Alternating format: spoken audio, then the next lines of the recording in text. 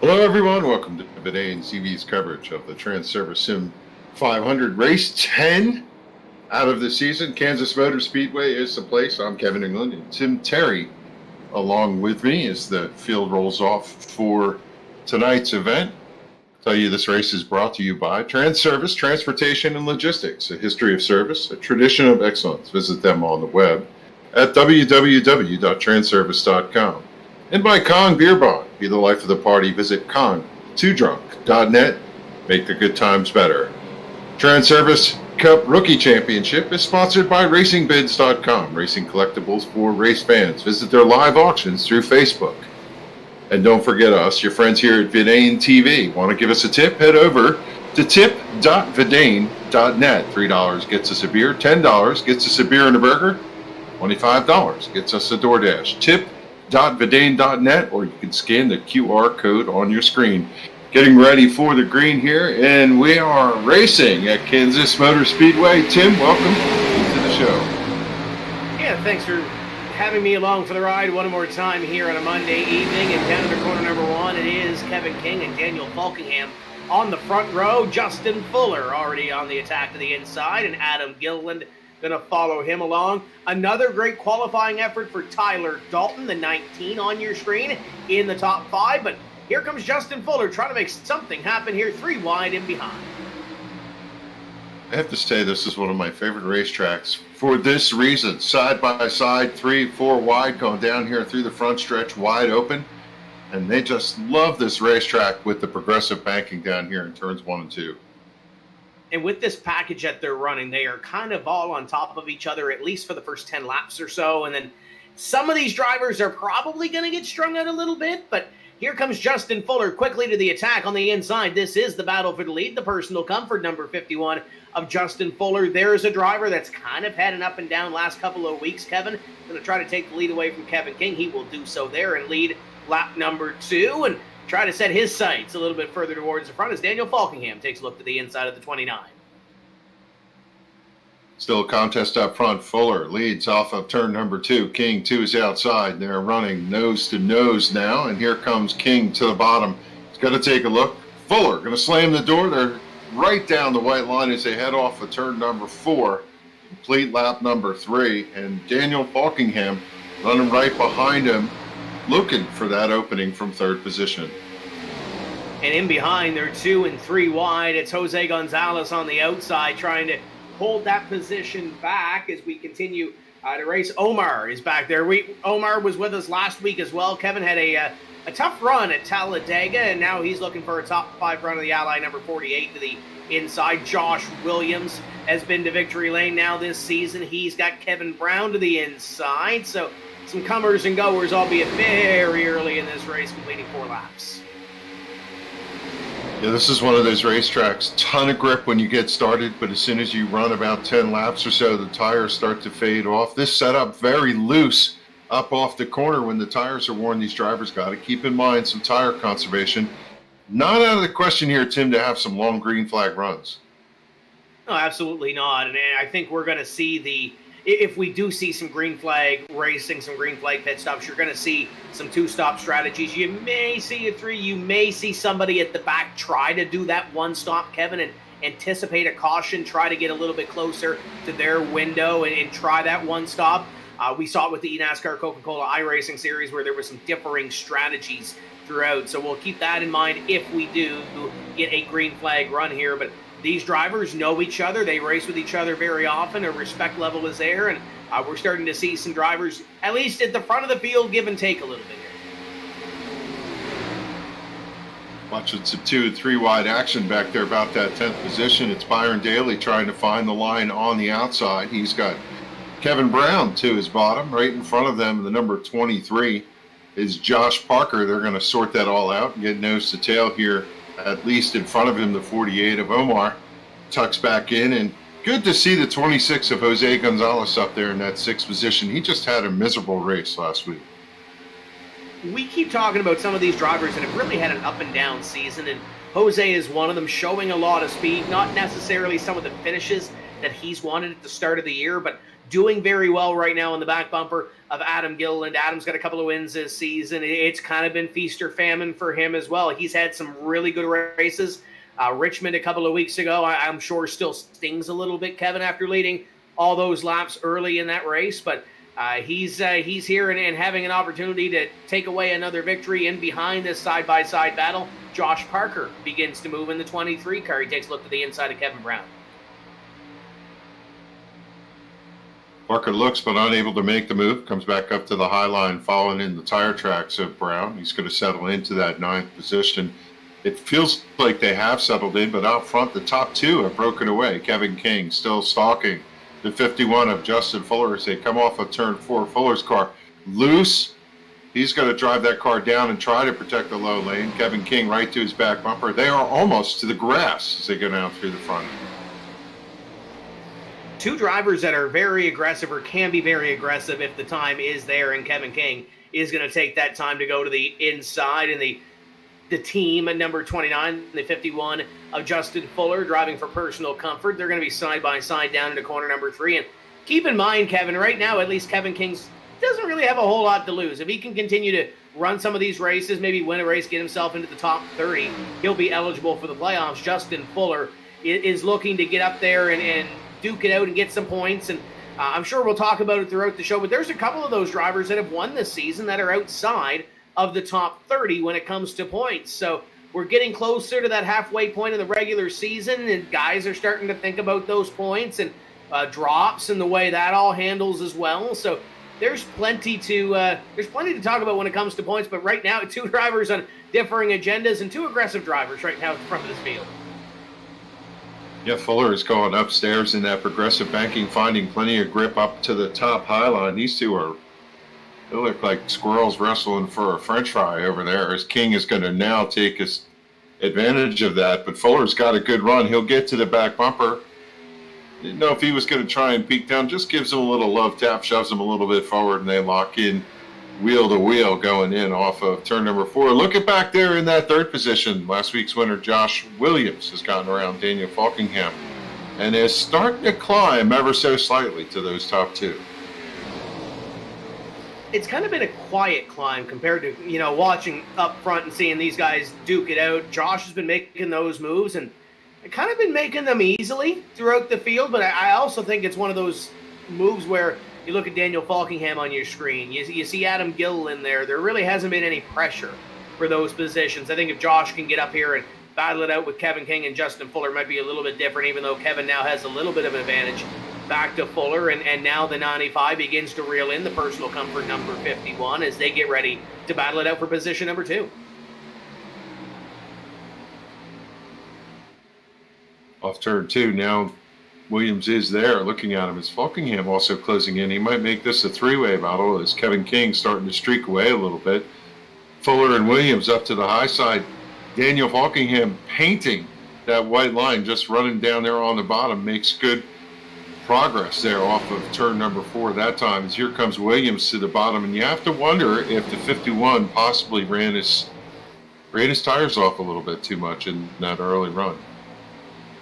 And we'll see in the next 10 laps really be the telltale sign here, but I would think that he maybe abused them a little bit, and I'm sure Kevin did too in the lead, but now you've got a battle for position number 2 shaping up. The 95 and Josh Williams will take that spot. Daniel Faulkingham drives it in deep into corner number 4, and Adam Gilliland right in behind, almost got a piece of Justin Fuller for position number 4 through all that, but I think he's going to take that position away, and maybe now Fuller will go into, let's say, tire conservation mode, but maybe get them a little bit cooler than they are right now.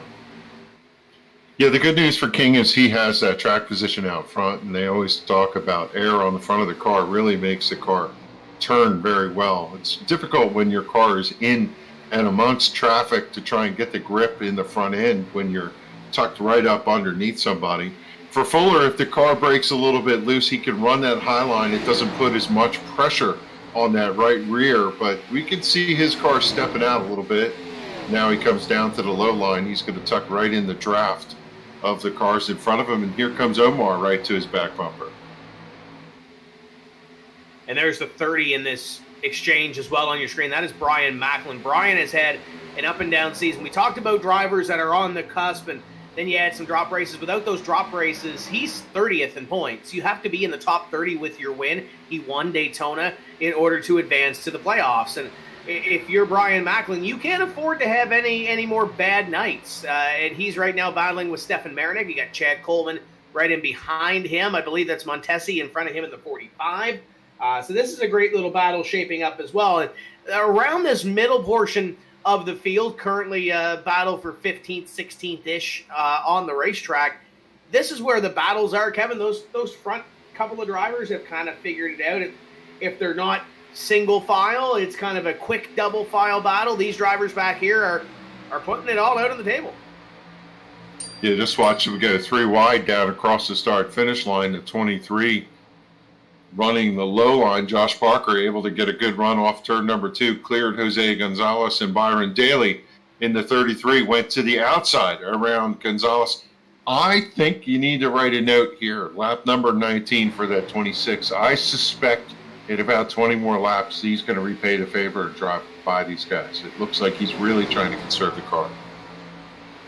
And it might be the same sort of strategy that Justin Fuller is on, but we saw Justin Fuller get that car, those tires a little bit angry. Jose Gonzalez, I think, is at the point now where he might be thinking, hey, it's a green flag run. We're starting to see some green laps to this thing, and let the race and let the run come to him. And I think that's to your point, Kevin, where Jose's been around. He knows these green flag runs. He can kind of feel out these Transervice Cup Series races, and doing the same right now as Pedro Mojica goes to the inside. It's going to be the 19 of Tyler Dalton next up on the list, and then Kevin Brown in there. And this is kind of where the accordion kind of comes apart a little bit because everybody was so close, and now we're starting to see a little bit of a gap between some of these drivers. As up front, still status quo. It is Kevin King up in front of the field, and he's pulled away by about a second over Josh Williams.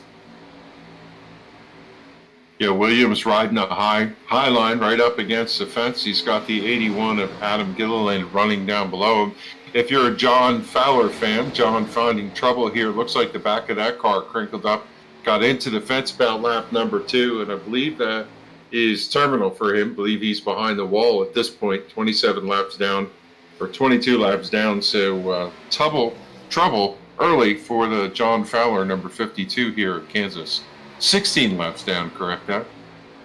Yeah, they got a couple of drivers that are a little ways off the pace, including Jeff Ryan in the 3 and Joey Gattina in the 14. Joey finished second tonight in the heat race, so congratulations to Joey on that honor. And he's got some work to do here this evening. I'm sure he, along with Jeff Ryan on your screen, are looking for a caution, because that next car in behind the 14 is your leader, Kevin King.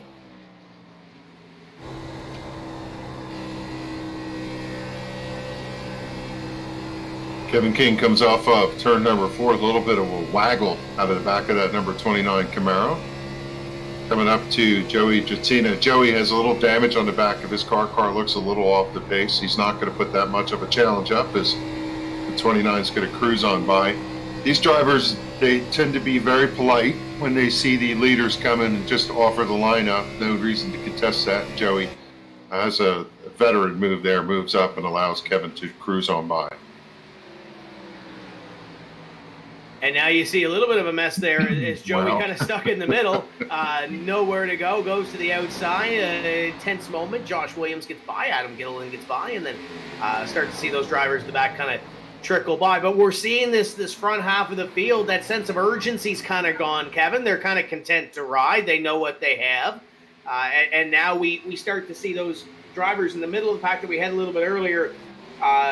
I don't want to say on pins and needles, but we got a pack back here around Glenn Campbell, Scott Simley, Jimmy Coleman, Doug Roth in the 43. They're 2 and 3 wide. It's about 28th or so. This right here, they're working on it. They're working on a caution. Yeah, they got quite a gaggle there as the 44 comes up, and this is funny dynamic for this racetrack. Because in the beginning, after a restart, everybody's running together. This is the type of dynamic, and then eventually everybody gets spread out. And you end up racing the racetrack and just playing rabbit, trying to chase the car in front of you. But every once in a while, you catch this group, and you'll find a fast car behind them, and they just weave their way through that. And this is what makes this racetrack so much fun to race. These drivers love this speedway. Doug Roth able to get by and pull away from Eric Arnold and the rest. Glenn Campbell in the 44 had a decent run, I think, going last week in that Transervice number 44.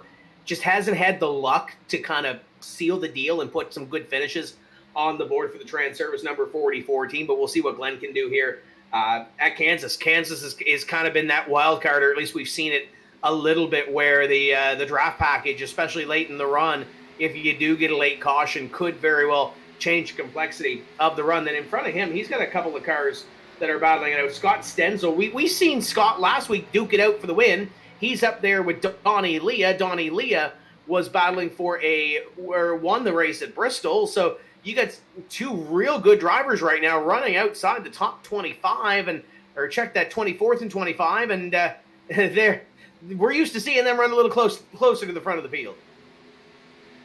Yeah, we noted Leah came into the server at the last moment. Probably they have 5 minutes left before the race started, and maybe he's just running off a couple laps, getting comfortable here. And one of the things we know is that fuel strategy and tire wear will change the complexion of this race somewhere about halfway. As people start to go in and get their service, you'll have cars on fast, fresh tires and cars muddling along there, and it always makes it an interesting dynamic. I want to go up front to 8th place right now. Pedro Mejica in the 58. As far as I can see, he's the driver that's come the fastest, farthest forward. Started in that 15th position, running 8th right now, nice and smooth. Pedro tied lockstep with Daniel Faulkingham for the lead in the points, both of them total of 410 points. One win apiece for both of them. Faulkingham, I think, would probably win out with 7 top 5s to Pedro's 5, but both of them having a very good season here as we get to the third point of this season that runs all the way to November, Tim. It's a long season, and you can't really lose focus when it comes to that. You see Daniel Faulkingham on your screen running a tribute paint scheme to his father, who he lost this week. Our thoughts are with Daniel, and he wants to be out here on the racetrack and getting that thing towards the front of the field. But we kind of saw this strategy out of the race that he won a couple of weeks ago at Richmond. Didn't really talk a whole lot about him dominating and leading laps. He was kind of there in the top half of the field, and then all of a sudden when the chips were down, little strategy come into play, and he ended up in victory lane. So this is kind of playing out the Daniel Faulkingham way that it has the last little while, and doing a good job right now running up in the top 5 and just keeping those leaders in sight as they come up on Jeff Ryan to put him a lap down.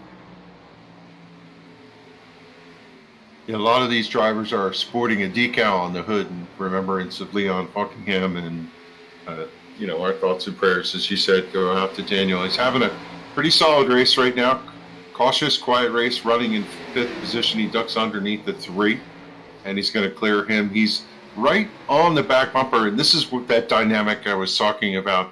If you ride with Daniel Faulkingham, you look, he comes down the back straightaway here, high up in turn number 3, drives it down. And what's really neat about this racetrack with the dynamic banking is you can hit this particular arc where you kind of drive down the banking and swoop down to the front straightaway. And really what he's doing is looking at that car in front of him, looking at his braking points, and just trying to get his best smooth lap, hold all the speed he can without sliding the car. And I love driving out of turn number 1 down the banking in turn number 2. We saw Kyle Larson doing that in the Cup race, and you could immediately identify that. And you see Daniel doing a little bit of that as he's trying to chase down Omar Diallo in the 48 car, running in the 4th position. Up front, Adam Gilliland, he's right behind Williams, and they have not allowed Kevin King to get away. And Adam is just there, really no pressure from behind as Daniel Faulkingham continues to have a handful of steering wheel. The handle starting to go away just a little bit on that race car. And I would anticipate 10 laps or so. If you're going to do the 2-stop strategy, Kevin, I would anticipate in about 10 laps or so, you're going to come down onto pit road and get service on your race car. But we've seen the one-stop strategy almost kind of work out in some of these races at least 134 laps in length, because you can go 60-ish, a little bit further, depending how fast you pedal that race car at the back of the field. So I think this is where we're getting ready to start to see some of that pit strategy come through as you see that battle for second, the 95 of Josh Williams, last week's winner, and the 81 of Adam Gilliland going at it for P2. Yeah, these drivers, I don't know. It depends on what they have their brain on. Some of them, to your point, run those strategies differently. They're allowed 4 sets of tires in this race. But if they split the race 3 ways, 134 laps, it's around 45 laps. So that's where the fun kicks in. We'll watch to see if and when the first taker is going to be to go to pit road right now. Gilliland down bottom in turn number 4, sweeps up, uses all the racetrack right up to the top of the banking, comes down to the flat. It's an unusual thing at this racetrack where they literally run down on the apron in this speedway. And just able to get that run and get that little bit of extra momentum and keep that speed up and wound up. And some of these drivers do it a little bit better than others, but we continue to see it happen with some of those front runners as Josh Williams continues to run in position number 2. This is the calm part of the field. We're starting to see the single file spread out a little bit. I think Justin Fuller. Oh, yeah, look who he's found. He's found Josh Parker. It always comes out this way between those two. And I looked down and all I saw was the 51 make an invasive move to the inside. And these two don't necessarily like each other. They're sort of, I think, grin and bear it friends off the racetrack, but they put the helmets on. I think they race each other just a little bit harder, and we're seeing that here now. Yeah, going back to that dynamic, the front stretch is banked 9 degrees, which is pretty steep. And when they drop down to the flat of the apron, they're doing that because the front straightaway is 2,685 feet long. And it shortens it up. Obviously, the shortest path between, it's a straight line. So the one thing I'll say about that front straightaway when you drop on that banking, one, it disrupts the car. It really makes a car jiggle when you get down to the flat, but it's also a little tricky trying to come back up to the banking. Sometimes that loosens the car up, and you'll see drivers with worn tires start to slide and catch that car if they can. So it takes a lot of skill to figure out how to use it, and you'll see a lot of drivers, they just avoid it altogether and stay up on the racetrack. Here's a couple of names that are looking to move their way towards the front. You got Trey Edson in the 5. You got Chad Coleman in the 38. Coleman still looking for that first win on the season. Trey, the reigning champion of this Transervice Cup Series, is still got that win in his back pocket, looking to pick up a couple of better runs, get a couple of extra points, move him up a little bit closer towards the front of the scoring pylon. But this is a great little tilt, and Chad had a decent qualifying effort this evening, 24th compared to where he's usually qualifying a little bit closer towards the back of the field. There's Tommy Ryan on your screen. Tommy has had a couple of really good runs as of late, looking to get a little bit closer towards front. This is the battle, though, for position number 17. It just shows how deep the talent is in this series when you're talking about names like Trey, Chad, and Tommy running middle of pack. Yeah, no doubt. The action's picking up there for 6th, 7th, 8th. Pedro Mojica looking down underneath the 23 of Parco. Fuller, I have to say, has done a great job just holding on to that car. We suspected maybe he ran the goodie out of his tires, but he's hanging on pretty well as Pedro looks down underneath the 23, running the low line. Pedro is just smooth as glass down there. You see some of the cars come up off the 4th corner, and the car gets a little sideways. Not Pedro. His car was straight as an arrow down there, but he's just not able to muster a big enough run to clear the 23 of Parker up off the corner.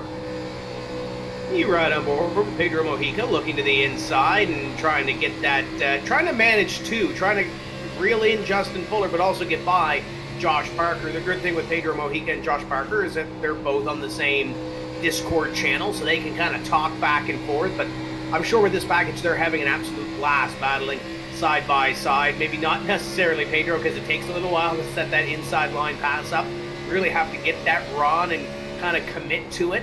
Down into corner number 1 more time. Just he doesn't get that run. You don't see that momentum that Parker's going to get off the high side, and he's going to go right back by.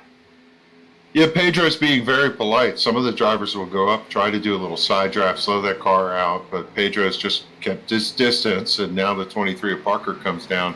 blocks the line. He's going to take some of the air off the nose of the 58. He gets a little wiggle, but able to open up a car length gap as well. If you look up front, there's not that much to talk about. Kevin King is driving away right now, 1.5 second lead. He stretched it out a half second over to Adam Gilliland. Gilliland is out in front of Omar Diallo, who's having a quiet but solid race in that number 48 also. We've got pit stops. The first round of the two-stop strategy is down on pit road. Josh Williams was the first to come down, at least in your top 5. Trey Edson's down. You see Kevin Brown in your screen, Tyler Dalton. Now we're starting to see the hands being forced by some of these teams coming down. Trey and Mike Montesi were the first 2 to come down pit road on this strategy. You see Eric Arnold on your screen. There's Daniel Faulkingham was running in the top 5. Josh Parker was running in the top 10. He's down on pit road. Kevin King remains out on the racetrack. Now, this is where the strategy kind of gets, I don't want to muddy the waters at all, Kevin, but if I'm, back 35th-ish, running at the back of the field, and I have an opportunity to pick up some track position, I may try to throw the Hail Mary and try to go a little bit further than everybody else, and I don't think you can make it on one stop, but there's going to be somebody that tries to get all the fuel that they can out of their race car. So we'll see how this all shakes out. You see Donnie Leah on pit road. He was one of those drivers that was kind of running mid-pack at 24th, 25th earlier in this race. Kevin King remains on the racetrack, though. We'll complete lap 48 right here.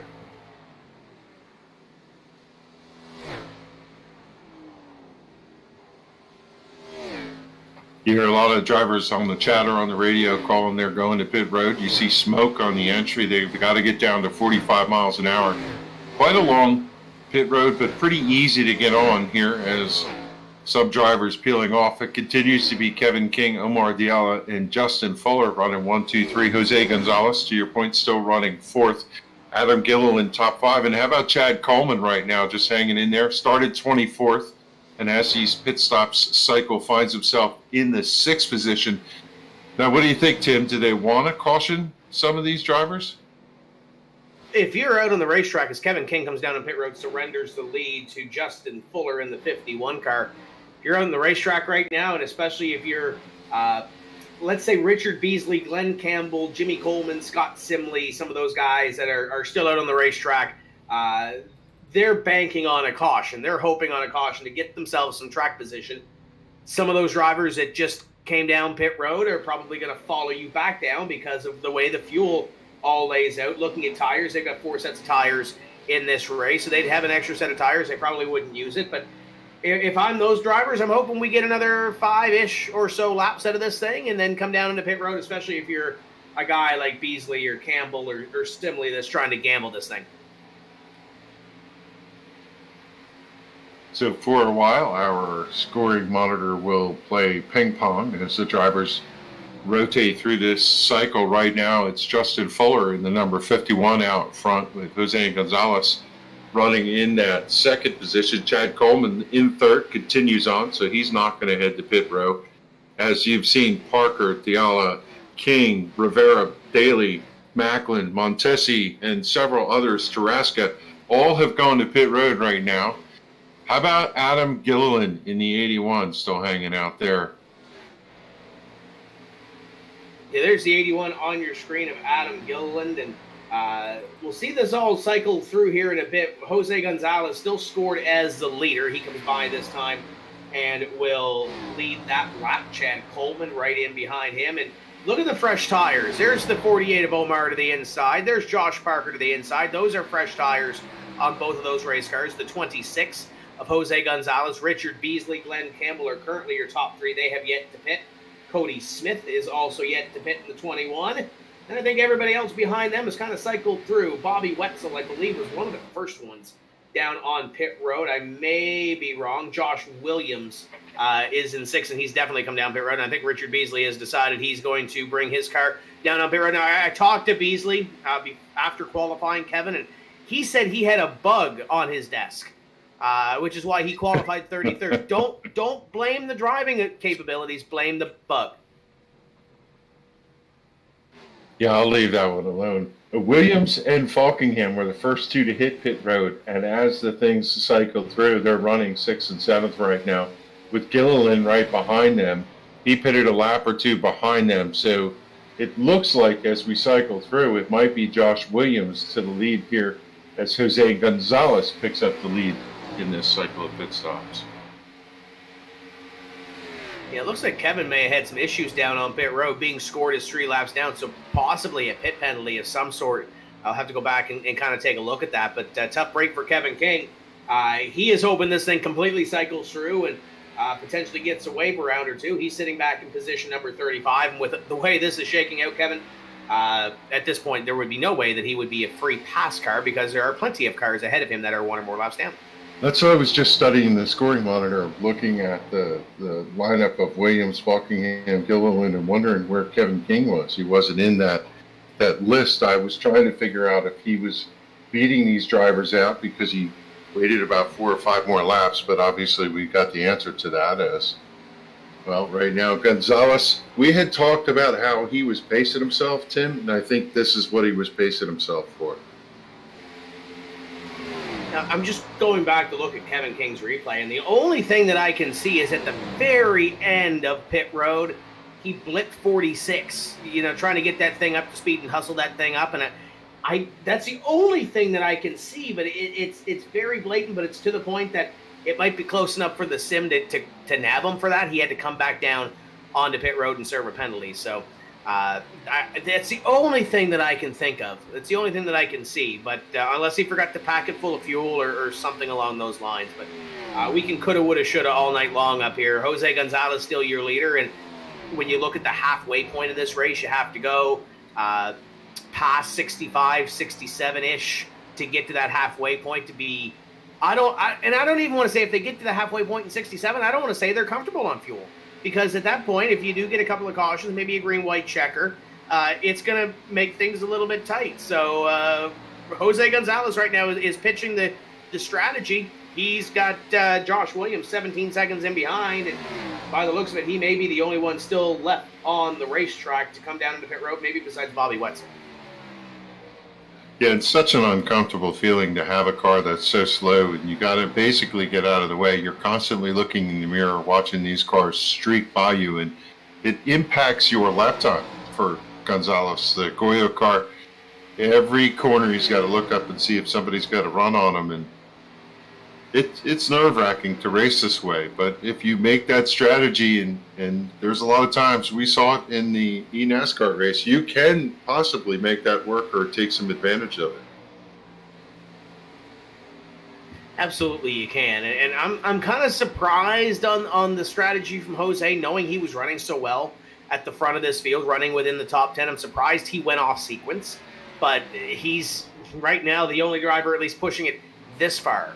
When it comes to the fuel, they'll come by this time. 60 laps will be completed, and Jose is coming onto pit road. He's not going to make it to the halfway point. He was hoping for that caution flag, and Kevin, if the caution flag would have came out in the last 2 or 3 laps, Jose would have been looking pretty good. He would have had the lead. Everybody probably would have followed him down pit road, but it's not going to happen now. Jose comes down and going to surrender the lead to Josh Williams.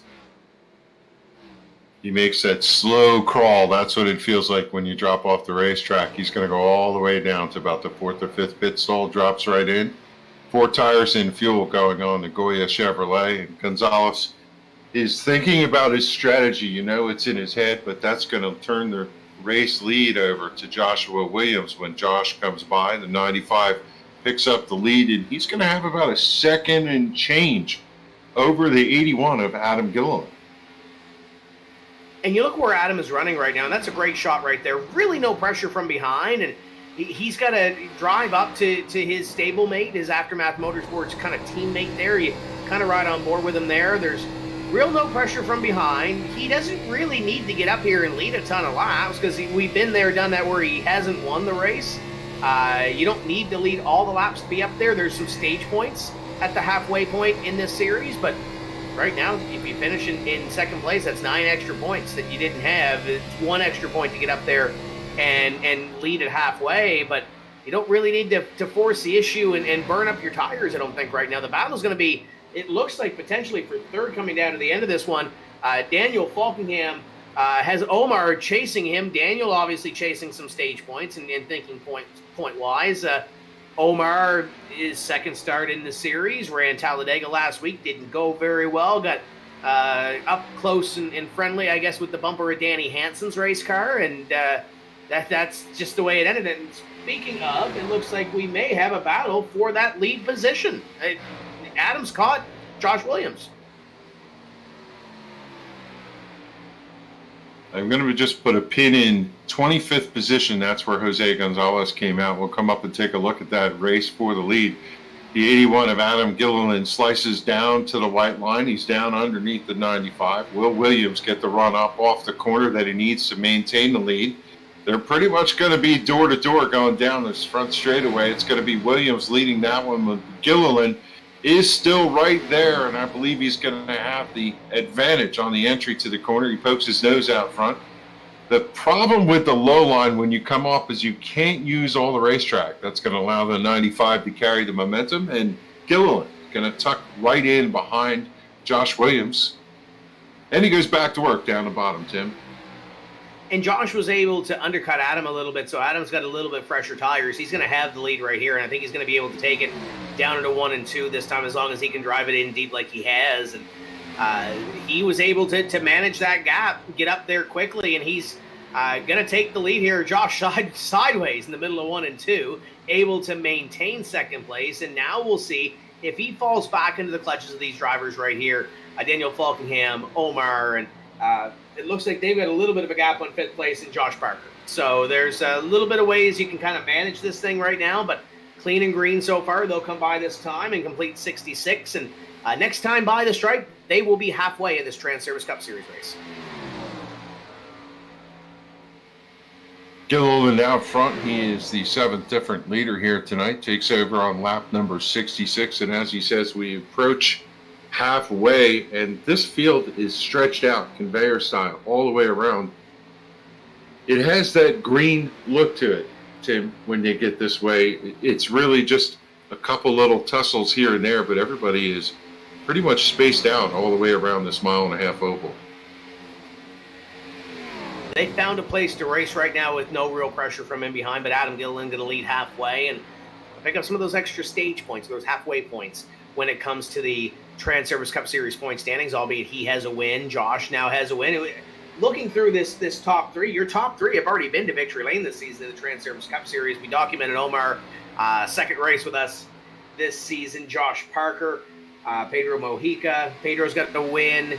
Justin Fuller is looking for some better performances out of that race car. So there's some different drivers on different agendas, but you look at the gaps, and Kevin, you kind of alluded to this.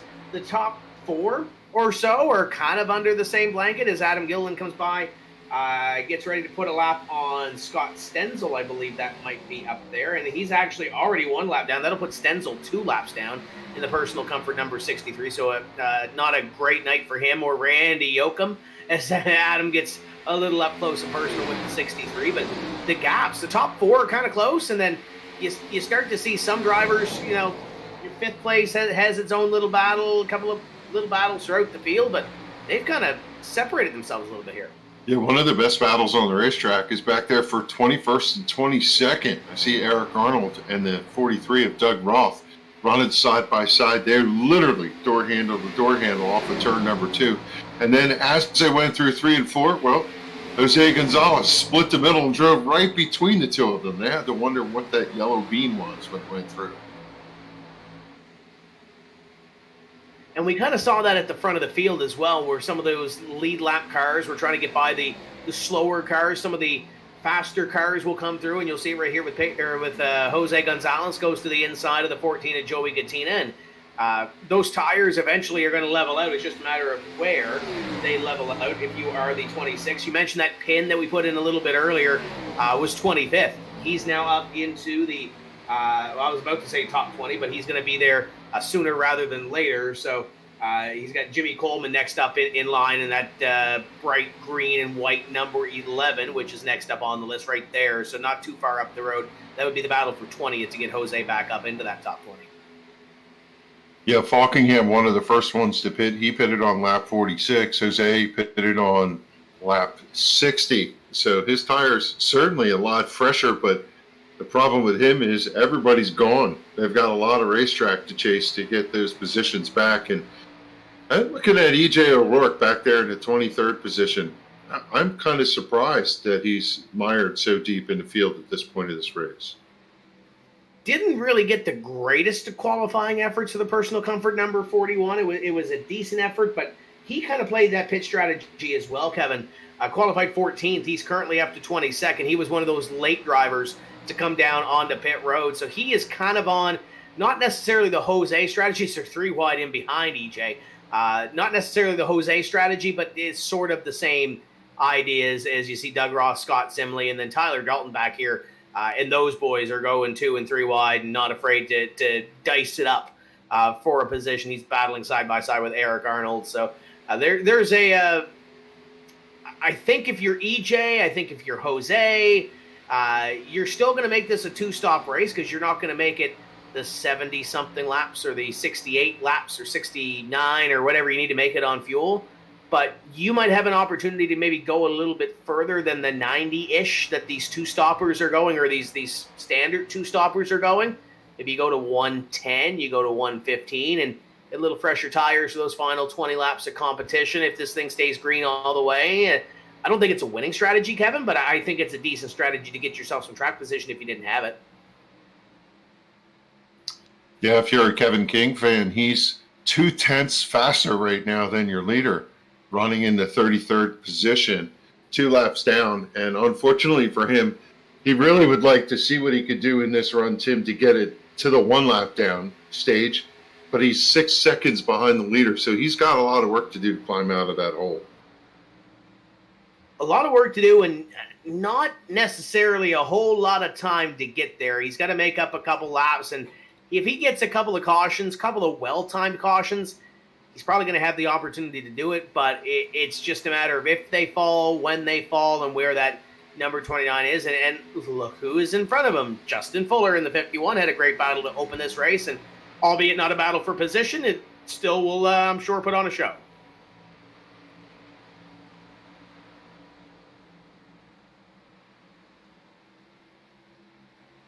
Just kind of looking at the way the complexion of the race is going, green all the way through. Daniel Faulkingham running in that 4th position right now. You see a lot of the drivers have moved to the high side. They tend to run up high in the progressive banking. I think that does a little less wear on the tires, and it allows you to keep that momentum up. And I don't know, it takes a lot of prowess to be up there and run that line. You're so close up to the wall, you don't want to make that mistake. You got to manage some of those drivers that might make that move to the inside. As you see the 38 on your screen, that is Chad Coleman, and Chad has worked his way up through all this strategy up to position number 12. So steadily working his way towards the front of the field. The next one up the road, and it's about a second up the road, is Brian Macklin. Mike Montesi in behind. Montesi having a decent run too, a top 15 effort. And there's Macklin, and this I don't want to dwell on the past, Kevin, but hasn't finished many races since he won that race at Daytona, and we'll touch some wood right now. He's flirting with a top 10 run here.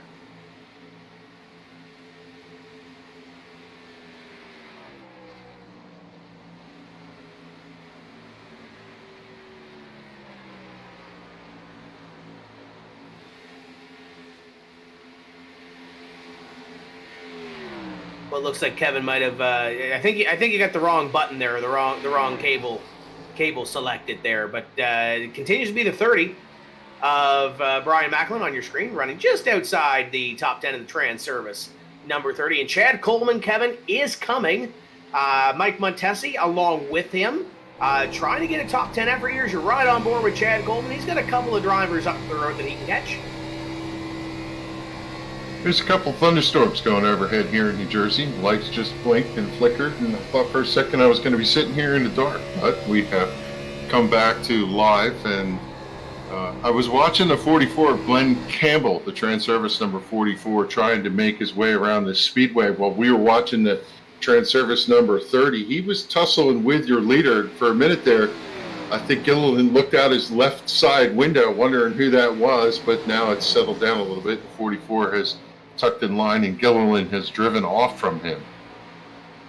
And Gilliland is driven away from Josh Williams and the rest of this field. This battle that you're seeing here, just in behind your leader, and that is actually not for position. Glenn Campbell and Jeff Ryan on different laps right now. But there's your leader, Adam Gilliland. Josh Williams almost 2 seconds in behind. You kind of see him there at the top of your screen, on the top of that pan shot. Omar is sitting in position number 3, about a half second or so off of Josh Williams. You see him there, and then 2 seconds back to Daniel Faulkingham, little ways back. Pedro Mojica is actually not far behind. There he is digging to the inside. We might have a battle for fourth before long. You got Josh Parker, Justin Fuller, Byron Daly, Kevin Brown, and Stefan Marinick. Your top 10 as we're in the second half of this SIM500 Transervice Cup Series race on a Monday night. So far, everybody kind of running the same strategy here, Tim. Everybody's been to pit road once. We're working lap number 84 of 134. We did think that the 26 of Jose Gonzalez was going to run a little bit longer, and he did. He made it to lap number 60. You have to wonder if that's going to play out later in this event. But right now, everybody's still on the one-stop strategy, looking for stop number 2 coming up here in short order. Yeah, and even with going the 60 laps that the 26 of Gonzalez did, you're still going to have to go a little bit further. And I don't think you're going to be able to go the 74 laps that you're going to need to from that point. So for everybody, this is still a one-stop race. For those drivers that pitted at 45, you would think that kind of 90 is your next window that puts you in to kind of split this race up into 3 somewhat even segments. So we should see some of these drivers down on the pit road relatively soon. The first driver that was down on pit road, I believe, was Trey Edson. And right now he's screaming for tires in 18th place. Got David Comstock to the inside of him.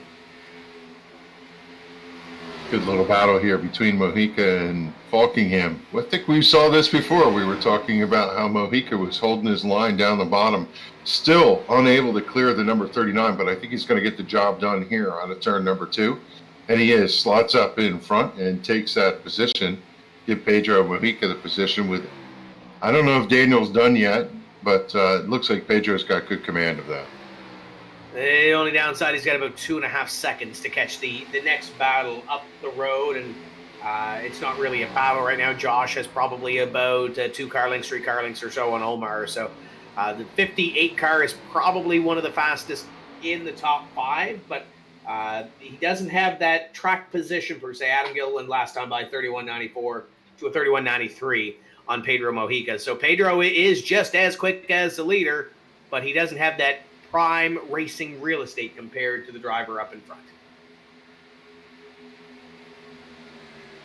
21 of Cody Smith right there in amongst the leaders, just going high and giving them space. You see the 44 still in the mix as Williams streaks around the outside. The Ally Chevrolet of the 48 of Omar Diallo. Nice smooth run here. Did not, to your point earlier, Tim, have a good run last week, but solid performance here tonight at Kansas. Yeah, Omar going to rebound here and at least run in the top 5. Tough break for Kevin King earlier, and as we said, he still remains 2 laps down. He is the first driver 2 laps down, sitting in position number 32. Some of those new drivers that have come in to this SIM500 Transervice Cup Series, but maybe not necessarily new names, as you see Kevin on your screen right now. He's sitting in 32nd, going to need a little bit of help, and this might be where you kind of call that audible, Kevin. Stay out a little bit later and try to be that first driver 1 lap down, or at least be 1 lap down, get a wave around, and hope for a couple of cautions. That's kind of what you got to bank on now. You were banking on strategy earlier. You got to bank on strategy a little bit more now.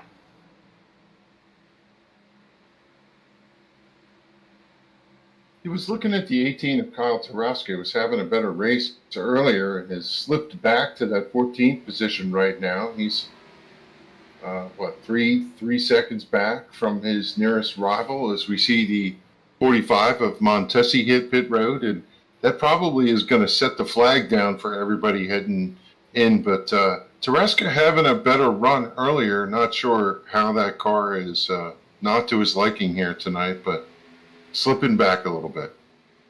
You mentioned Montez. There's a slide at a turn 4 from Kyle Taraska. The handle going away on that personal comfort Chick-fil-A race car. But You mentioned Montesi down on pit road. He and Trey Edson were the first two on pit road within a lap of each other to really cap off the first round of green flag pit stops. We're on lap number 91 right now for most of the leaders, so it kind of makes sense with the way Mike is splitting it up here. And have yet to see Trey come down into pit road, but I would almost have to think that I don't want to say full foregone conclusion, but I would almost have to think that these drivers are going to start heading down. There's Stefan Marinick down on pit road in the 24 car, and anticipate some of those other drivers that were early on the last stop to start coming down now. It would put us with the leaders or so, I think, around lap 100-ish, by the way it all shakes out.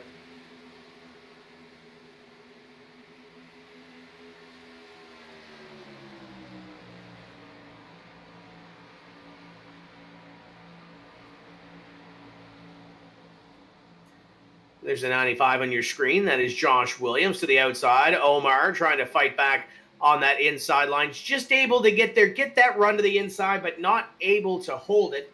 And it's a tough way to do it. Try to get that clean air. Try to get that run to the inside as Brian Macklin comes on to pit road. In the 30, and a caution is out. It's at the end of pit road. There was a bunch of smoke there. I'm assuming that's probably what brought out our yellow flag here for the first time this evening. And Kevin, we'll take a look at the Kong Beer Bong instant replay. And Paul, we'll bring you in for the first time. You've been kind of quiet down there on pit road. What are you seeing anything down there that might have brought this yellow flag out? I'm going to rewind the tapes here, so to speak, and see if we can find out where that smoke came from, because where there's smoke, there is inevitably fire. And just kind of looking through, not seeing anything that catches my eye just yet. The 3 car on the back straightaway. That is definitely your caution. The 3 of Jeff Ryan, Daniel Faulkingham, and Justin Fuller is what's going to bring up the yellow. Got it right here. The Kong Beer Bong instant replay. We're going to give it to you live. We're actually going to take a peek at this one from the chopper because it's kind of a unique deal. You can see the 3 car here up on the high side, and he's struggling. He's up in that wall glue. He's stuck. He's trying to stay out of the way. You can see just barely gets that car off the wall and comes in between Faulkingham there on the 39 and the 51 of Justin Fuller. That's a tough break. That's 2 fast race cars, and that's a tough break for Jeff Ryan as well. Already a couple of laps down here in that number 3 car, but man, to make contact with 2 of the quicker cars like that, that's a tough break.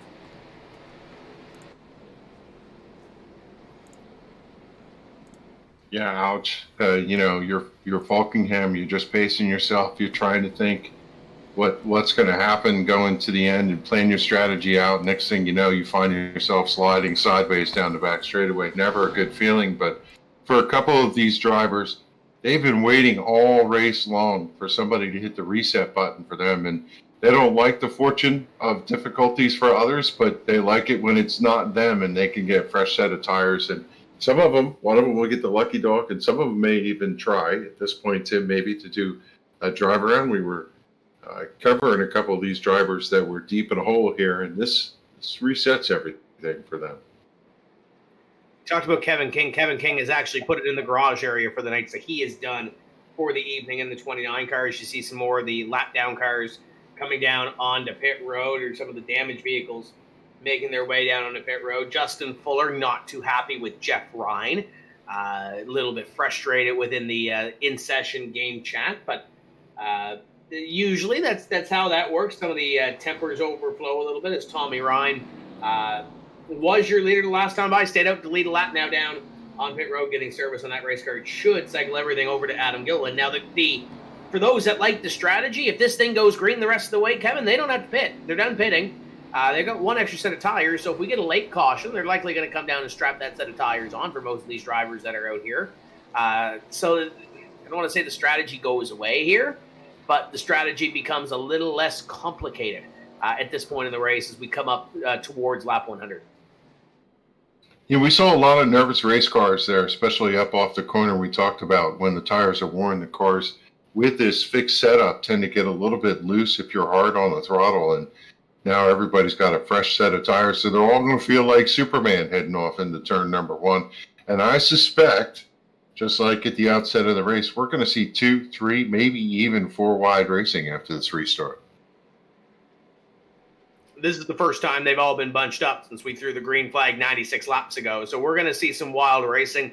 we're going to see some drivers that might not necessarily be in a position to win to try to put themselves in a position to win or at least run up front. And you look at the top 5, you got Byron Daly. Byron's kind of been quiet all night long, is running the top 10, and it qualified 11th, and now he's up into 4th. Josh Parker to 5th. Pedro Mojica in 6th. Kevin Brown in 7th. Chad Coleman in 8th. Kyle Tarasca in 9th. And how about Richard Beasley running in 10th after starting 33rd tonight? That's a great little effort for the SIM500 Vidane Super Speedway champion in 10th.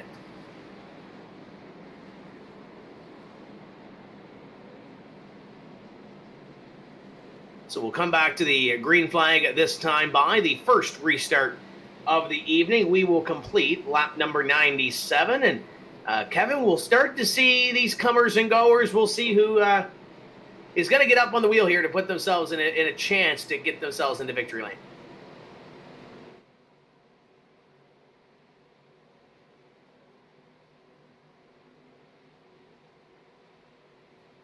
So the iRacing sedan going to pull down onto pit road this time, and we'll see how wild and crazy this restart can get. Adam Gilliland is your leader. Omar Diallo in position number 2. Green flag flies. Omar kind of spins the tires a little bit. Josh Williams able to take position number 2 from the inside. Omar going to find his way to 3rd, and then the battle in behind. Pedro Mojica trying to make things happen and get by at least the 33 of Byron Daly and put himself smack on the bumper of the 23 of Josh Parker. And Kevin Brown has come to party as well. He's looking to pick up at least 1, maybe 2. He goes to the inside, almost 3 wide, Kevin.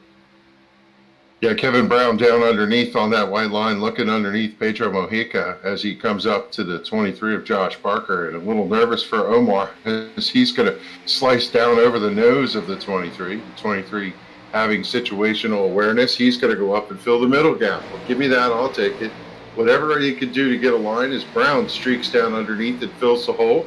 Left by Parker is Williams out front. And, yep, this is what we talked about. 2, 3, 4 wide on this restart is Omar looking for that second position, slices down, and Gilliland trying to get the clean run off the top, but he's got all kinds of action out his back window.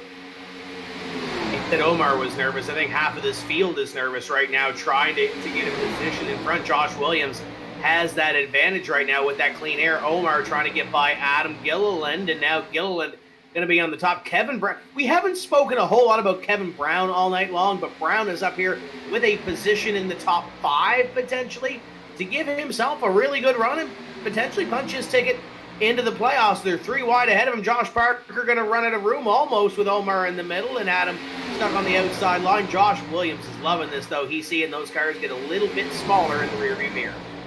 Yeah, he's got clean racetrack and lines to hit that he could just streak away and see if he can get away. Well, he loves to see this 2, 3, 4 wide racing out back. It just allows his clean racetrack to make him get out even further. Yep, good for Kevin Brown. He's having a great run here. He's got Tarasca back there. A little bit of a hunt for Tarasca. As we said, he was deep in the pack, but he's starting to come forward in that number 18, and he might get in there and mix it up by the end of this. Don't really want to say anything, but around this area of the pack, around Kyle Tarasca, around Trey Edson, Chad Coleman, Richard Beasley, they've kind of got that sigh of relief. They're kind of taking that deep breath, and now they can go back on the attack and kind of pick up a couple of spots in front of them, and in behind them is far from settled. This battle for second on back. Omar doesn't want to let Adam have it, and Josh Parker wants to take second for his own, and almost turned the 81 down to corner number 1. Look at that 23 come down and take the arrow off the side of the 81. It's going to slow him down. They almost bang doors going down the back straightaway. Still side by side on the entry to the corner. Gilliland now down on the white line. He's been running the rim ride line all night long, but he's going to streak up in front, and they're going to do the crossover. They're still side by side coming to the stripe.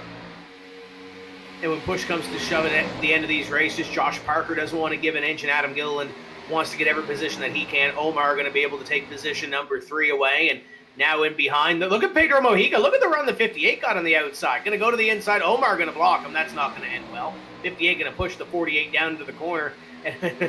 Wow. That could have ended a lot worse than we thought it would, Kevin, but we still got a couple of race cars battling for position. I thought he was literally going to shove him right through the 48 as they were going down in that corner. And you have to wonder, with still as many laps and the tire wear factor here, whether these drivers out front are streaking. I look back there at like Byron Daly.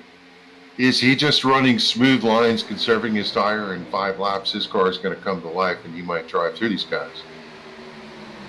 I don't know if it's going to be a winning strategy right now, Kevin, because some of those drivers that are back half of the top 10, we haven't spoken a whole lot about Chad Coleman tonight, or Trey Edson, or Byron Daly. I think that strategy is going to get them a top 5 run at least if this thing goes green to the end. But there's some drivers in the middle to the back of the pack, and even these guys up in front, they're racing really hard like it is the last lap, and I don't think we've seen the end of the caution flag. Adam Gilliland, though, is kind of surprised me, kind of falling back here on this run, still within striking distance, but not where he was earlier on battling for the lead. He's now battling for 4th, 5th, and 6th.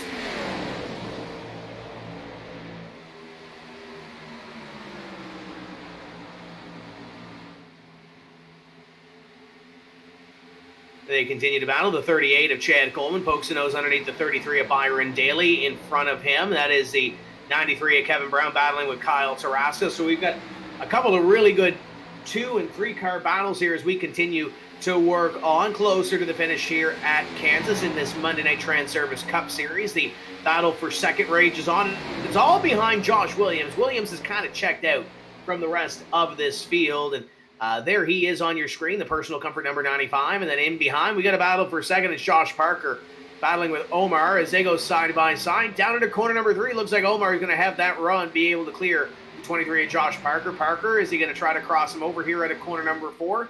It's a little bit close, but I don't think, Kevin, he's going to get there.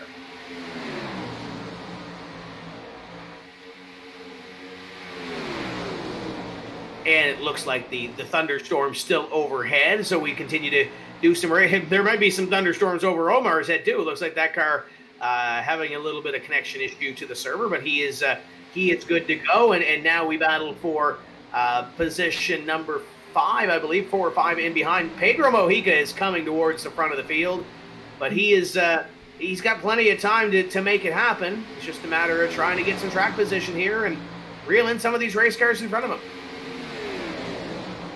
Tim, it's really been great to see Pedro Mojica in that number 58 machine work his way up towards the top 5, and he's having a great run right now, running in 4th, and we've seen he's been one of the quickest cars on track really for the second half of the race so far, and you can see right now trying to get up on that high side.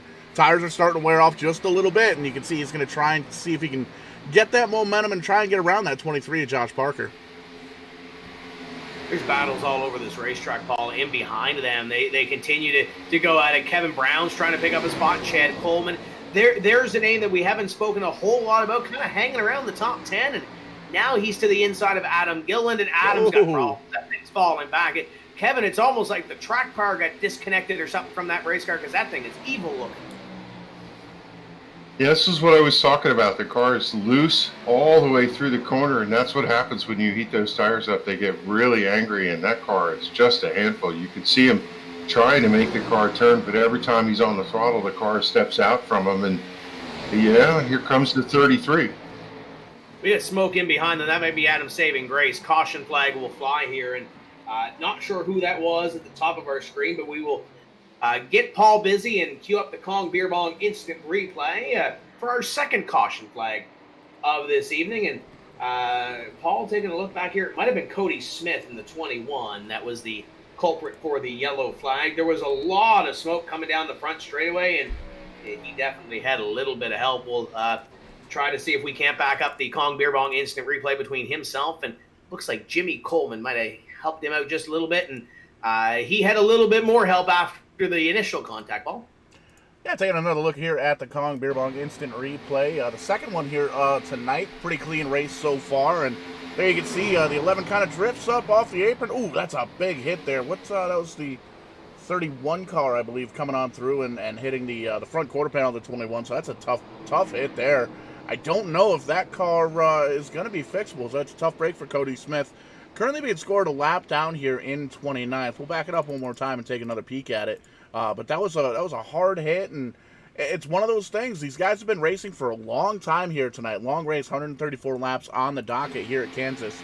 And you start to kind of lose focus without all the cautions and the brakes where you can kind of reset everything. There you can see the 12 car getting clobbered in the outside wall. Stephen Marinak doing a great job driving on down below there. There you see Glenn Campbell getting woed up and a couple other drivers getting on by. But that's a tough break, tough hit back here on lap 113. And Kevin, this is going to bring the drivers down to the pit road for the final time here this evening. And I'm interested to see if your leaders take tires. They will. This will be the final stop for tires, at least for these leaders. 4 tires going on the 95 of Josh Williams. Josh Parker in behind him taking 4. Kevin Brown in behind. Status quo for most of these drivers down on pit road. So 4 tires, final set of tires that a lot of these leaders have the opportunity to take. And now we'll see who has what they have, because they'll have no tires on pit road and they'll have less than 20 laps to settle it. Yeah, getting to the point that even if you had a pair of tires down there behind pit wall, you would probably opt for the track position. But certainly the saving grace of the 81 of Adam Gilliland, he looked like that car was just evil.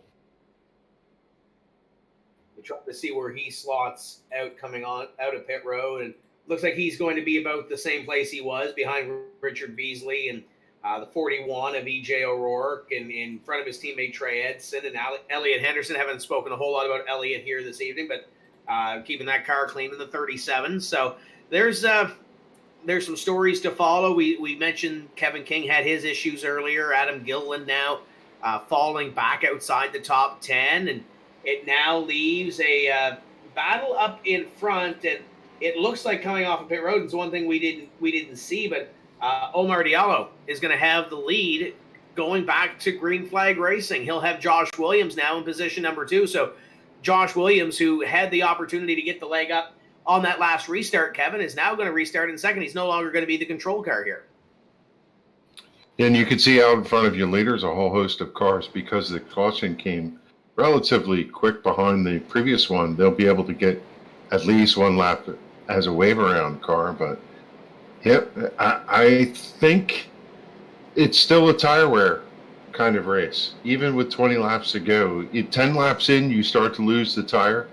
And I don't know.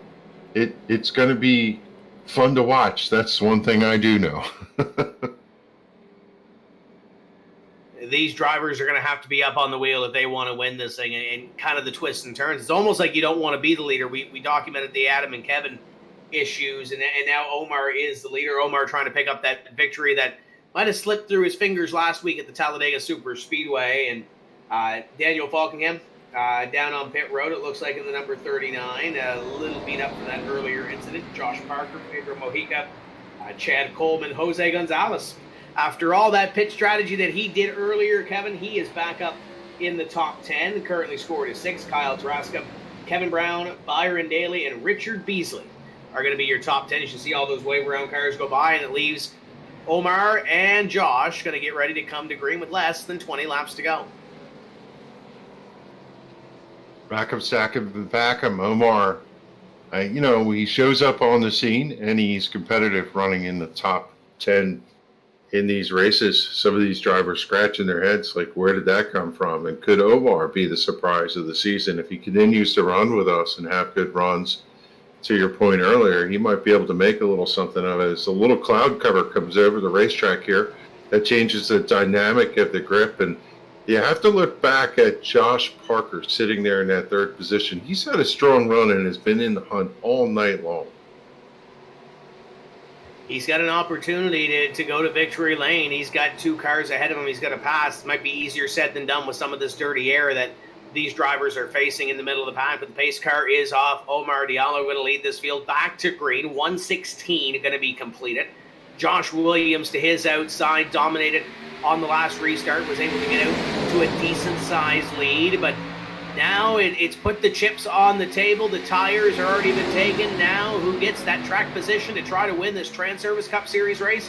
Omar going to have the advantage down here in the corners number 1 and 2. And here comes Josh Parker in behind. 2 by 2 by 2 by 2, all the way back through like the top 20 positions. Richard Beasley drives down to that bottom line, and you see trouble as Beasley turns sideways. The 41 of O'Rourke gets in it. Beasley goes back up across the track, and boy, there was a lot of contact there, but I don't know how they didn't wad everybody up over there in turn 4. Beasley must have saw a spider or something on his desk, or something happened there, because it looked like, Paul, they were going to get through that, and then Richard Beasley goes to the inside, and he might have had a little bit of help, but I don't think the help was before he got sideways. Let's take a look at it. Yeah, got a little sideways there. I think trying to stay off, and I think it's a stink bug that did it.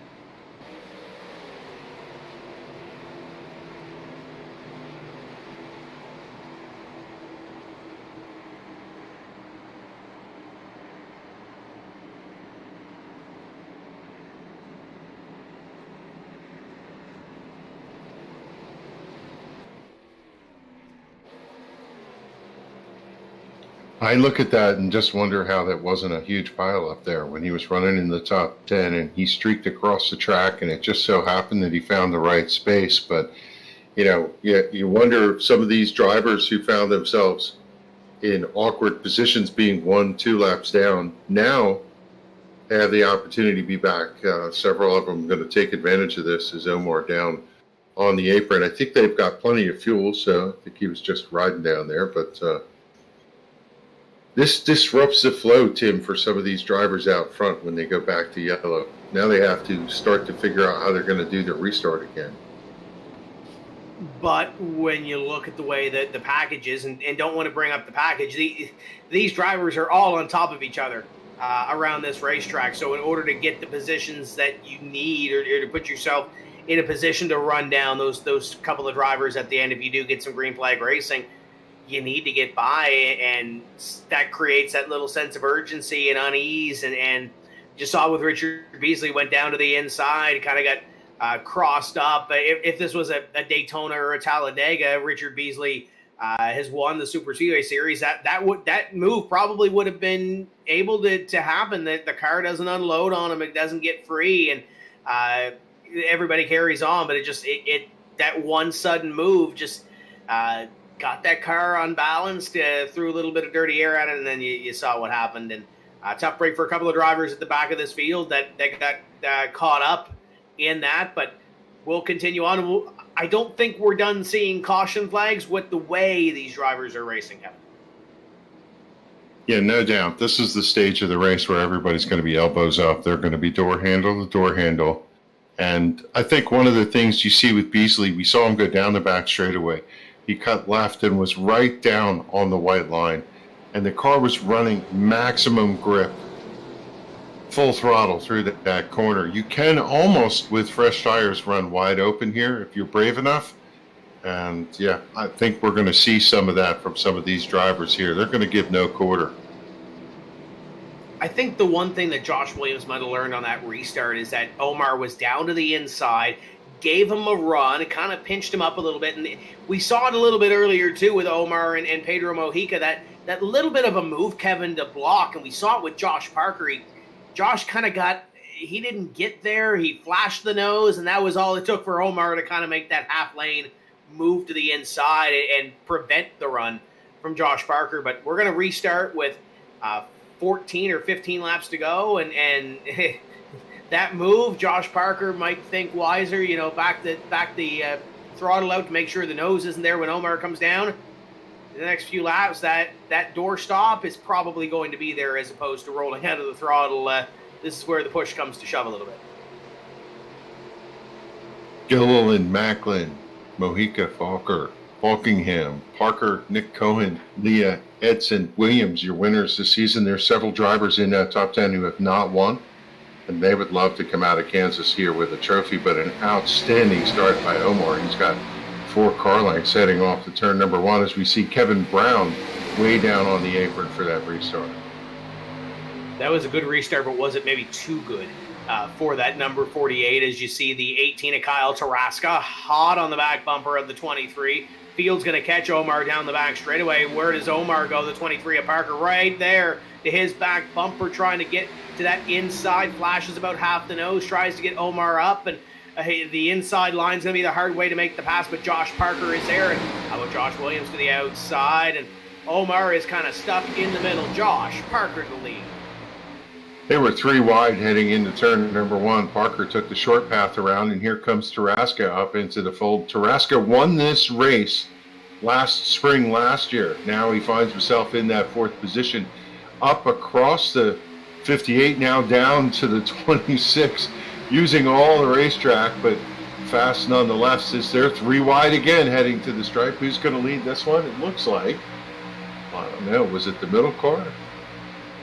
I think it was Omar, but look at that shot. 3 wide, stacked, 4 deep. That 4th is kind of discombobulated a little bit. Trey Edson pulls his foot out of it. They get back to 2 wide in behind the 3 wide for the lead, but that's a great shot. And look at this one. 3 wide for the top spot. Josh Parker drives it in deep. You got to on that inside line to try to clear the second place car in the middle, and Omar is trying to keep off of Josh Parker. Where did Jose Gonzalez come from? Jose Gonzalez is battling for the win here with less than 10 laps to go.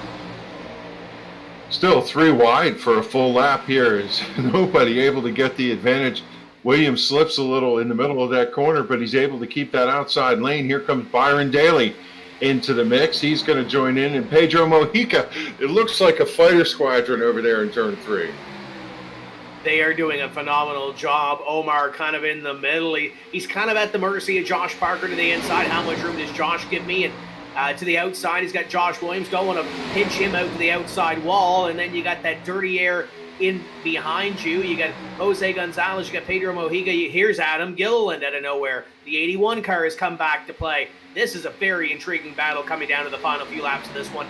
It's anybody's race right now as Josh Williams on the outside trying to do his own little thing. These 2 to the inside. I think they might get to pushing and shoving here as Jose Gonzalez trying to find a way around. This is great racing.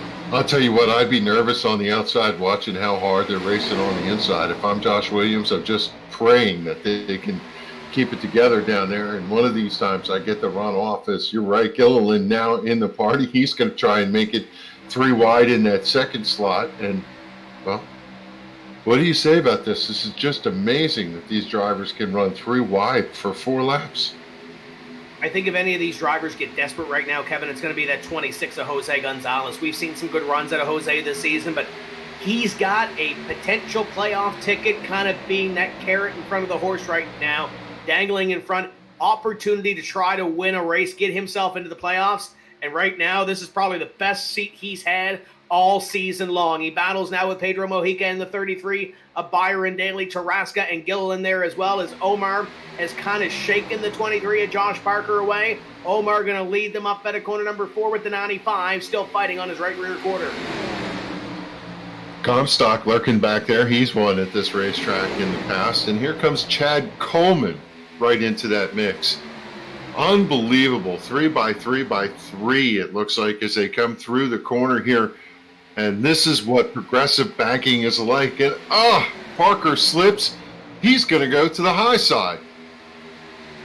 Josh Parker to the inside the 95 and Josh Williams to the inside. We saw that almost mistake at Byron Daly and Jose Gonzalez had stacked them up in behind. The inside move, though, up front is made by Josh Williams, and Josh Williams goes to the lead with 5 laps to go. And now the 48 of Omar battling with the 23 of Josh Parker and Pedro Mojica. Now, this is the point in the run where they start to get a little single file, start to breathe a little bit, but now Omar goes to the inside. Dirty air, no problem. Omar to the lead. They were running under cloud cover for the last couple laps, and now the sun just peeked out. And I thought the 95 was going to put the block on the backstretch, but I think he thought better of it. He's run so well up on that high side, but now he's going to come down and cover Josh Parker as he's sideways through the middle of the corner. Can he hold on to that car? Parker sees him sideways. He's going to take the opportunity to draw aside, and there goes Omar driving away from him. Now the 58 of Pedro Mojica kind of, I don't want to say decides this battle, Kevin, but he's got a fairly good say in it of where to go on this dirty air and trying to pick up position number 2. Side note as well, Brian Macklin about to finish his first race in a very long time this season. It's been a while since the 30 car has been on the racetrack at the end of the race. He's in the top 10 right there. Keep an eye on that number 30. If something does happen ahead of him, because Kevin, they're side by side for second, one small move, one small slip could very well send some of these drivers towards the back of the field and not finishing in that runner-up position. I have to wonder if that bump from Pedro actually bounced that back bumper of Parker there. I think Pedro's just trying to find a hole.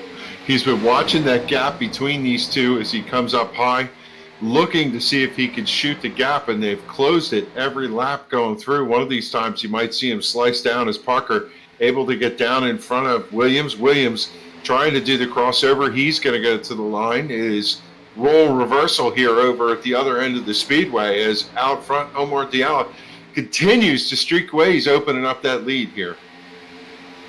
Omar going to see the white flag first. This one is official final lap. The battle is going to be in behind, and it might be for third and fourth. Here comes Adam Gilliland digging on the inside, trying to pick up that final podium position with Pedro Mojica and the 95 of Josh Williams. That is the battle for position number 3.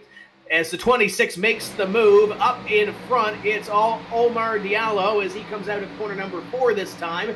And Omar will come across the stripe and pick up his first Transervice Cup Series victory. Omar Diallo is a winner at Kansas. Josh Parker. And out of all of that, Adam Gilliland comes home in third. Incredible race. Just spectacular racing. 3 wide, and I have to look at that 81. He was completely sideways. He looked like a dirt track car going through there using all the racetrack to be able to slide up there into the third position. That is a race for the ages.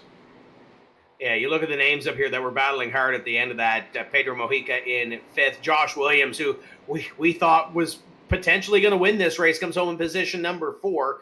Jose Gonzalez, great run to 6th, though. I'm sure he wanted a little bit more out of the run considering the way he ran all night.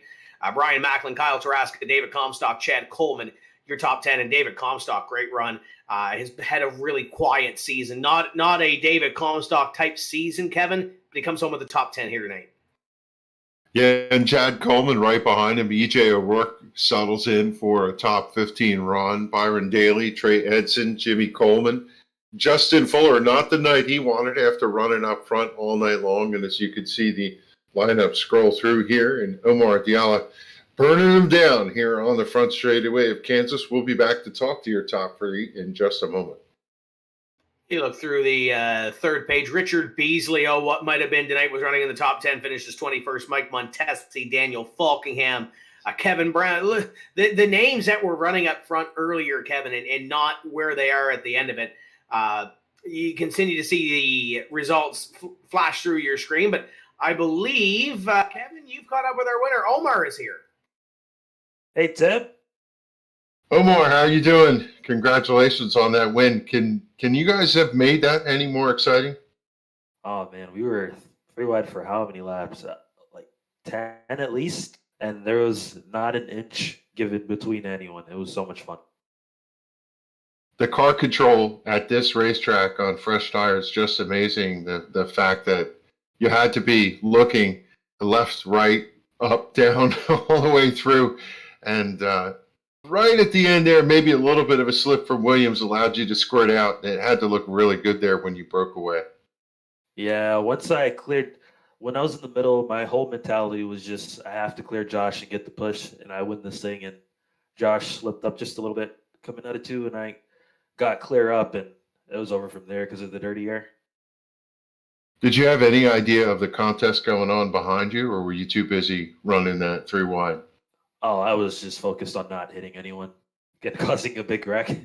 Well, when you see the replay, you're going to be amazed at what was going on there as you guys were running around there. It was a crazy race, long green flag run all the way through, and you did what you had to do to stay in contention and get that track position at the end. How much of an advantage was it to get fresh tires there in that last pit stop? Oh man, the tires they fell off really quick. It got very loose as the run went on, and it's just when you're in the dirty air, especially with old tires, you have to turn the wheel more, which makes you even looser. So getting those fresh tires and getting out front, having a clean nose, it was the difference. Well, you had Pedro Mojica and Brian Macklin and Tarasca and Gilliland and all those guys out your back window. And when you're racing with competition like this, how's it feel to come away from a win? This is such a stout group of racers. It feels very satisfying knowing I beat Kevin, Adam, Josh, all those great racers on the sim. It's definitely not easy to beat those people. So first victory, and my guess is we're going to see more of you. You're going to run the rest of the season with us? I plan on it. What's next week? Darlington? Darlington. See you at Darlington. There you go. Who do you want to thank? I'd like to thank Adam for getting me into this great league, Kevin, Josh, and the other Josh for racing clean, making that a lot of fun. The Ally, number 48, winner tonight in a thrilling, exciting race. Congratulations, Omar. Go celebrate with your crew as we turn to Tim, who's going to speak to our second place finisher, Josh Parker. Yeah, Thank you, Kevin. Thank you, Timothy. Always good to see Omar in victory lane. But Josh, you were up there at the end. What else did you need besides a little clean air to take this win away? I think just clean air, honestly. It was all track position at the end. I knew I had to clear Omar and Josh there to have a chance to win. I just being stuck down there for 3 or 4 laps, it's going to be tough to keep the momentum off the turns after the tires got some heat in them. But yeah, I think clean air was key, like it is everywhere. But it was still a good race. I had fun. I was considering the way that it might look frustrating from the driver's seat to drive a package like this. It looked fun from up here. How fun was it inside the race car to go 2 and 3 wide and put on a show like you guys just did? Yeah, this is probably by far the best track car combo I've run on the sim in a long time, especially with the tire model updates. How they destroyed dynamic track. I kind of, when I took my break from sim racing, was kind of during those few years that dynamic track was in play. So this is kind of my first taste of dynamic track. It's fake with the fake grip, but this is by far, I think this was the best car track combo we had, and this could be that we have. I don't think there's going to be another track that can match what we did here. Looking forward here in the season. We've had some new names come up here. Omar obviously takes a win away tonight. Kevin King, obviously not a new name, but a new name to this Transervice Cup Series. What are you thinking of this competition? These guys coming in and looks like 4th in points, so looking pretty good on that end too. What's your take in these first few races of the season and your outlook here heading into Darlington?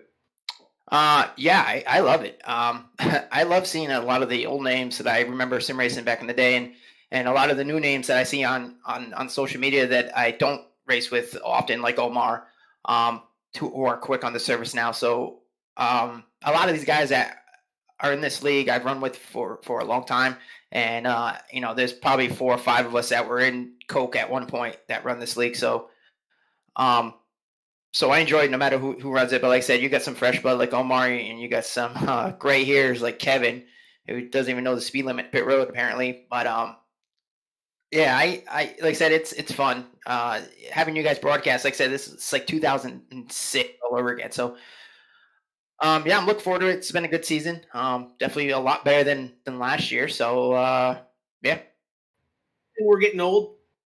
Yeah, I'm not saying you're getting old. You guys are just getting old. You're getting. He wasn't talking about me, Tim. Yeah, exactly. I don't have the gray hairs yet, so I'm still catching up to everybody else in here. Because he has no hair. That too. Yeah, we're getting there. Sponsors on this race car, fans, drivers, Richard Beasley. Who do you want to thank? Yeah, I definitely could have thanked Interstate Batteries. What they do for me on the console side, NASCAR Heat side. Joe Gibbs Racing, JGR, obviously Boris, he couldn't be here today. You guys for doing the broadcasts. Everyone at SIM500 puts this on. Joey, everyone at T-Name, Chad, Faulkingham, Comstock, Beasley, Daly, Mojica.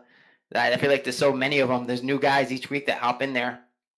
Another shout out to my buddy Adam. He crew chiefs for me every Monday night. So big shout out to him and Bill Schoonover. Obviously, you got to give him a shout out. And I got to say one more thing. I really want to win here for Dan's dad. Dan lost his dad over the past week. So huge shout out. I mean, I'm shocked he's racing. It's pretty cool to see him race. I know he loves to do this. I always thought, 15 years ago, when I was an annoying 18-year-old kid, I was like, man, I wonder if there's ever going to be another annoying 18-year-old kid that asks a stupid sim question from 10 years ago like I do. And Dan's that guy. So you love him, you hate him.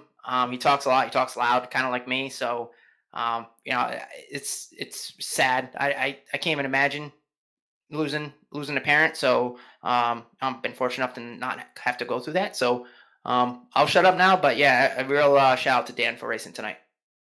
We're all thinking of him, and congratulations on the second place run tonight. Thanks, guys. That's Josh Parker, and I believe we got a couple of more minutes left on the show, so we'll hand it over to Kevin, who has caught up with Adam Gilliland, who came pretty much out of nowhere on that run to finish in third. Kevin.